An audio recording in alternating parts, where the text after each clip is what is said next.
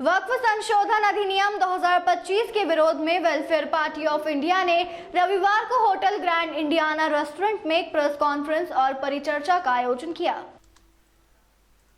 इस अवसर पर पार्टी के राष्ट्रीय उपाध्यक्ष रविशंकर त्रिपाठी, राष्ट्रीय महासचिव शीमा मोहसिन, राष्ट्रीय सचिव गजाला परवीन, प्रदेश उपाध्यक्ष नासिर जुबेरी, हसीन अहमद तथा जयपुर जिलाध्यक्ष फिरोजुद्दीन मौजूद रहे। कार्यक्रम में जयपुर शहर के कई गणमान्य व्यक्ति और समाजसेवी भी शामिल हुए। इनमें प्रेम किशन शर्मा एडवोकेट, पूर्व अध्यक्ष पीयूसीएल, वरिष्ठ अधिवक्ता राजस्थान हाईकोर्ट, सुमित्रा जी सीपीएम, बसंत हरियाणा, मोहनलाल बेरवा, दशरथ हिंगोनिया और राम माधव शामिल थे। सभी वक्ताओं ने वक्फ संशोधन कानून 2025 का कड़ा विरोध करते हुए इसे संविधान और लोकतंत्र के विरुद्ध बताया। वक्ताओं ने एक मत से उम्मीद जताई कि सर्वोच्च न्यायालय द्वारा 5 अप्रैल तक लगाई गई रोक के बाद आने वाला निर्णय भारतीय लोकतंत्र और संविधान की रक्षा में मील का पत्थर साबित होगा। वेलफेयर पार्टी ने घोषणा की कि 5 अप्रैल के फैसले के बाद आगे की रणनीति तय की जाएगी। साथ ही 27 अप्रैल तक देश भर में अभियान चलाकर जनता को वक्फ संशोधन कानून के संभावित दुष्परिणामों के प्रति जागरूक किया जाएगा। कार्यक्रम का संचालन जयपुर जिला अध्यक्ष फिरोजुद्दीन ने किया। मैं धनखड़ नहीं हूँ, आपस में जरूर की जनता के साथ यहाँ पे, लेकिन जनता की आवाज़ बंद नहीं हो सकती। इसलिए कोर्ट में केस जनता को अधिकार है कि वो अपनी आवाज़ लगाकर उठाए ताकि कोर्ट भी उसके बात को सुने। ये जो आंदोलन चल रहा है, ये नहीं कह रहे हैं कि सुप्रीम कोर्ट सुनना बंद कर दिया, गलत कर रहा है जैसे उन्होंने कहा, बल्कि अपनी आवाज़ उन तक पहुँचाए, जनता को गोलबंद करे। सीधी सी बात यह है कि अगर जो कारण बताए उन्होंने वक्फ बोर्ड में अमेंडमेंट के, वक्फ बोर्ड के संपत्ति के बारे में बहुत गड़बड़ होती थी, तो उसका आसान तरीका था यह समुदाय को बुला के बैठाते, देखो ये हो रहा है, इसमें क्या करना चाहिए। लेकिन ये तो मेरा फैक्ट है कि उसके बहाने उन्होंने सारे पे कब्जा कर लिया। अब मालूम है कि आधी संपत्तियां हैं वो बिना रजिस्टर्ड हैं, और वो कानून के अंतर्गत है। इस अमेंडमेंट से वो सारी संपत्ति उन्होंने खत्म कर दी। जो की संपत्ति होगी, ये बताता है साथ कि इनका इंटेंशन सही नहीं है। अगर होता वास्तव में तो ये सारी बातें नहीं होती, बैठ के बात कर सकते थे।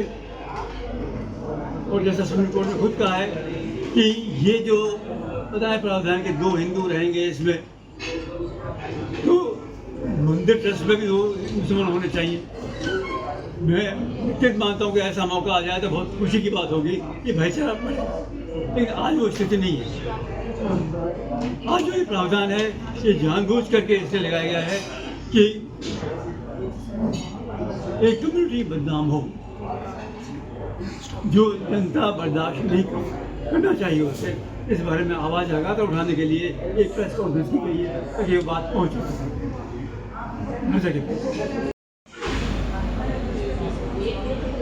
आप सवाल पूछना किसी काम के बारे में चाहिए कि उन्होंने क्या सवाल अब वोट का नहीं रह जाएगा। जो उन्होंने सवाल है उसकी बात कीजिए। जो उन्होंने कोर्ट से कहा, हमारे जो सुप्रीम कोर्ट के जज को जहाँ से न्याय मिलता है, मोदी जी संविधान में संसद में चिल्ला के कहते हैं कि यहाँ से न्याय नहीं मिलता, जाओ कोर्ट में ले। मनसा क्या है सरकार की? मनसा ही तक जाकर हो ना, वो सीधे कह रहे हैं निशिकांत जी, हमारे खन्ना साहब तो वोट की चीज़ है, वोट के ये तो देश में जो करवाने के लिए या करवा रहे हैं। क्या है, अगर वो बिल 3 धाराएं हैं या 5 धाराएं हैं, जिसको अगर वो स्टे लगा देते हैं तो तब भी गृह युद्ध फैलेगा। नहीं लगाते हैं, अगर ऐसे छोड़ देते हैं तो आम जनता रोड पा जाएगी। तो इस पर विचार होना चाहिए।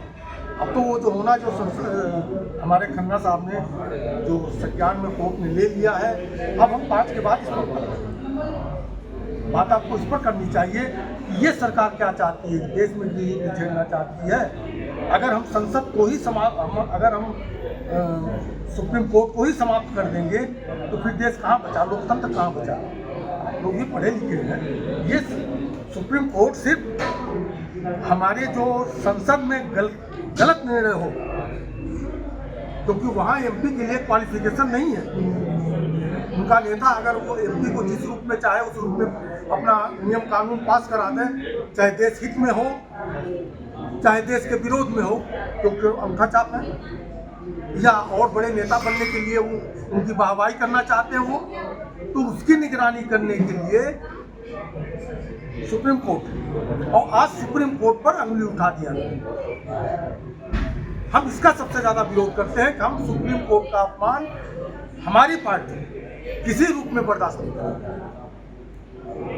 और इसके लिए भी अगर हमको रोड पर आना पड़ा तो हम आएंगे, क्योंकि अगर ये चीज समाप्त होता है, दोनों पर है। अगर सुप्रीम कोर्ट रोक लगा देता है धारा 14, 25, 26, 27, 28, अगर ये 5 धाराओं को रोक लगता है, बीजेपी सांसद ने ये कहा कि उठाते हम अगर राष्ट्रपति जी पर उंगली उठाते हैं, हम प्रधानमंत्री पर उंगली उठावे, हम व्यक्तिगत रूप से मोदी जी पर उंगली उठा सकते, अपने देश के प्रधानमंत्री पर उंगली नहीं उठा सकते, अपने सुप्रीम कोर्ट के जज पर उंगली नहीं उठा सकते, और अगर कोई उठाता है तो ये बहुत गलत है। इसको कानून को ध्यान में लेना चाहिए और आप लोगों को ध्यान में लेना चाहिए। वक्फ इतना बड़ा मुद्दा नहीं रहा। अब सबसे बड़ा मुद्दा हमारा कि सिर्फ राष्ट्रीय साथ में इस मुद्दे को लेकर के भी आपकी पार्टी किसी तरह का कोई अभियान चलाएगी क्या आप? जी हाँ, बिल्कुल चलाएगी। जी हाँ, बिल्कुल चलाएगी।